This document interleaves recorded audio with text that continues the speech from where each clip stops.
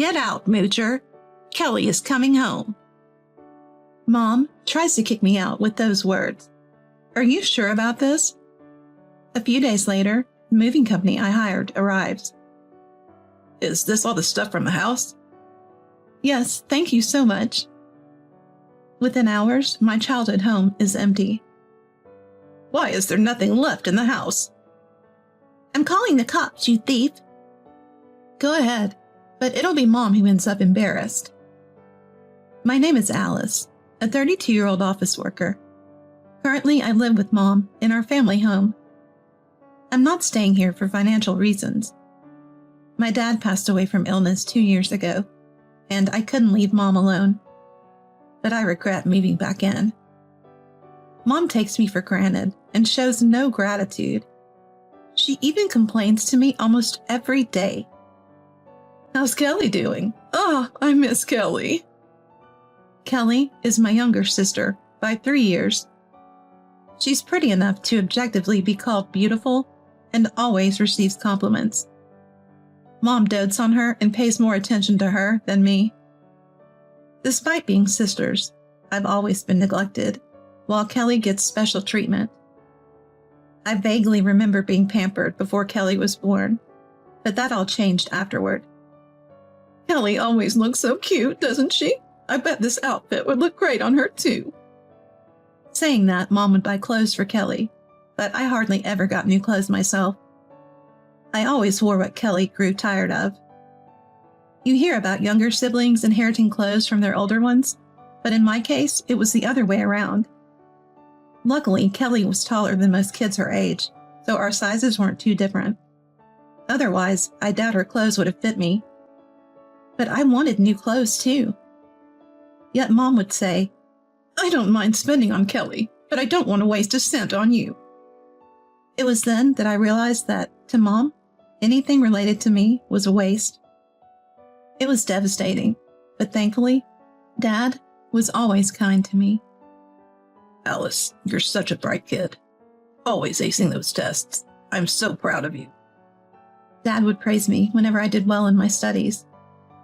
I studied even harder to earn more of his praises. It paid off, allowing me to attend prestigious schools for both high school and college.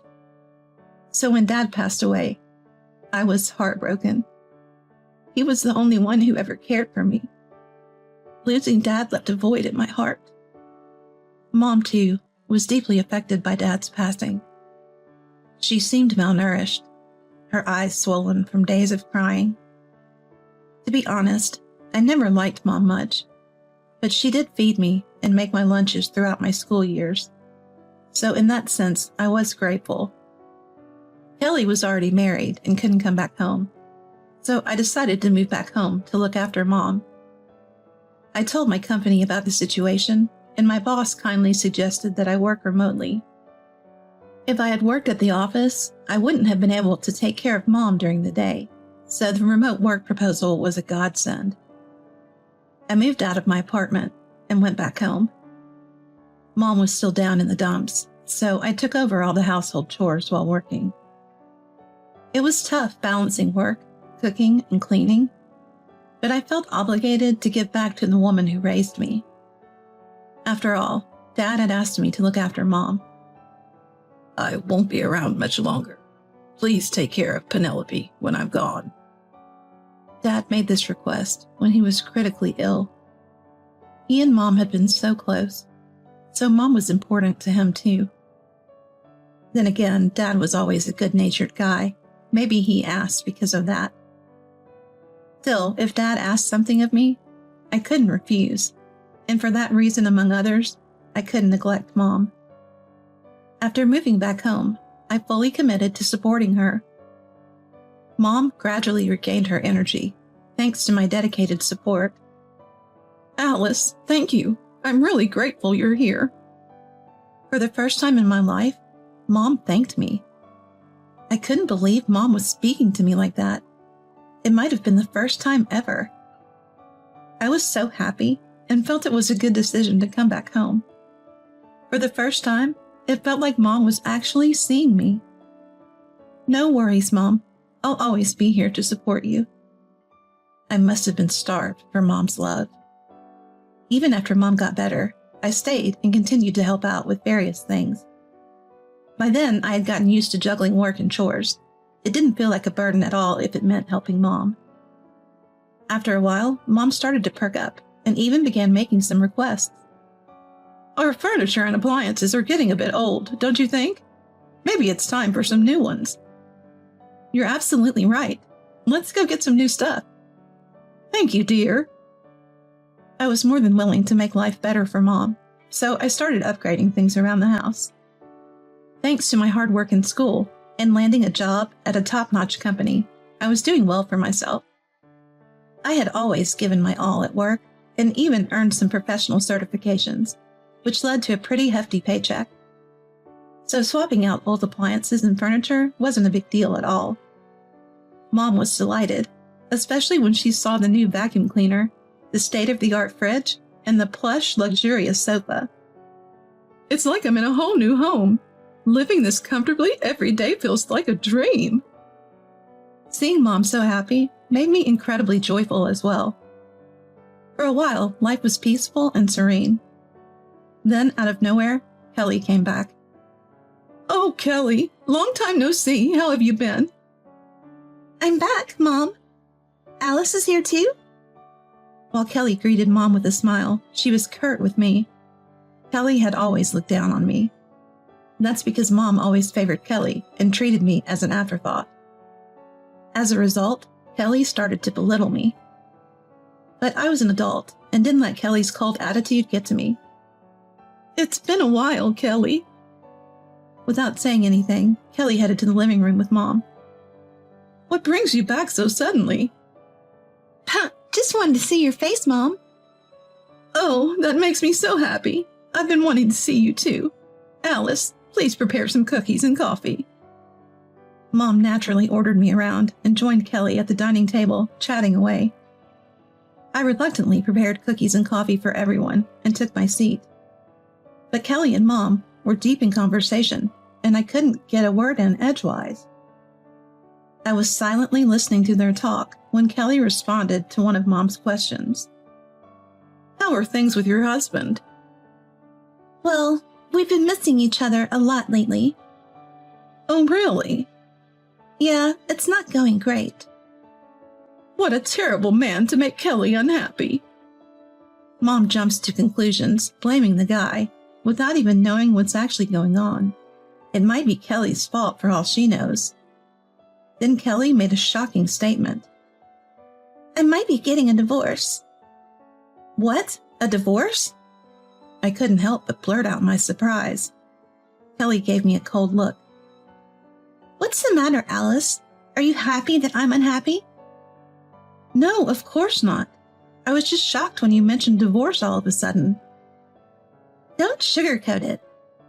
You're always like this, Alice, jealous of my success and happy about my misery. That's not true. Kelly was accusing me without basis. And Mom, who always takes Kelly's word as gospel, started blaming me too.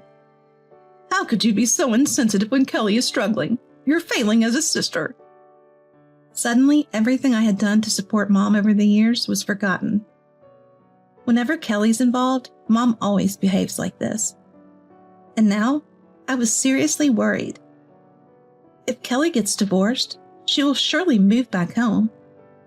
And if that happens, there will be no place for me in this house. But I have a promise with Dad to support Mom. So what am I supposed to do? I was filled with anxiety about what's going to happen. Ever since Kelly showed her face, Mom has been talking about her daily. Mom started bad-mouthing me, asking why she had to spend time with me instead of Kelly. You're always at home. It's annoying. Go out and kill some time. I switched to remote work to be around for Mom, and now I'm being treated like a nuisance? My emotional health started to deteriorate, and things were getting tough. And Mom wasn't doing housework herself. She'd gotten used to me doing all the chores in her stead, and now she wasn't lifting a finger. Despite all the support I've provided, why is Mom treating me like this? I was deeply saddened, and a familiar feeling from the past returned. If things continue like this, I will probably experience what I did as a child. Lately, Mom's been on the phone with Kelly a lot, mostly discussing living together. It's becoming more and more likely that Kelly will move back home as her divorce seems imminent. Yes, you're always welcome. I can't wait for us to live together. Hearing Mom's voice, I started to feel like I was going to be kicked out of the house. But if she kicks me out, she'll be the one who suffers. Does she even realize that? Thinking so, I decided to start looking for apartments for myself. About a week later, just as I expected, Mom approached me with news. Kelly's coming back home, so you, the moocher, need to move out. What? Kelly is getting a divorce and has to leave her house, so she'll be moving back in next week. We won't have room for you here anymore, so you should leave. Mom was really kicking me out. I was shocked at how ungrateful she was. Are you sure about this? When I asked, Mom shrugged and chuckled. Of course I'm sure. I'd rather live with Kelly than have you mooching around the house forever. If that's how she felt, then fine. I said, all right, I'll make arrangements to move out in a few days. I immediately started making preparations. I contacted a moving company, toured a potential apartment, and got everything ready to move. A few days later, the movers arrived. Mom had gone out somewhere with Kelly because she didn't want to be home when the movers came. And that worked for me. I directed the movers to the belongings that needed to be transferred. All these items, correct? Yes, thank you.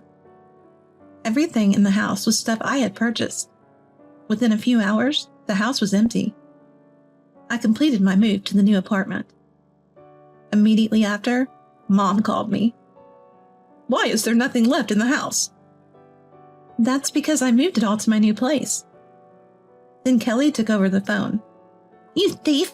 I'm calling the police. Go ahead. It will only embarrass Mom. What do you mean?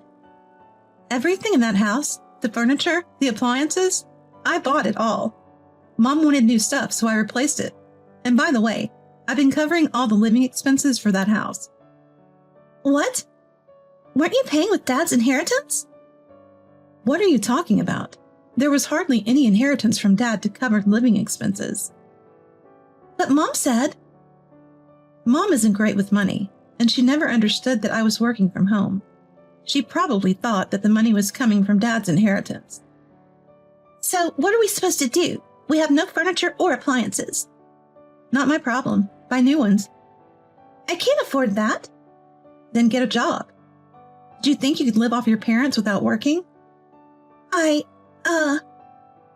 It seemed Kelly thought she could live the good life just by moving back home after her divorce. Unbelievable. Alice, come back and help out with the expenses. No way. I'm done being pushed around by you and Mom. But I won't be able to pay the divorce settlement. What?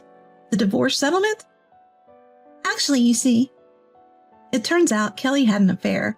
Her husband found out, and they were now in chaotic divorce negotiations. However, after seeing me and Mom live comfortably in our family home, she assumed there was money in the house and agreed to pay a settlement.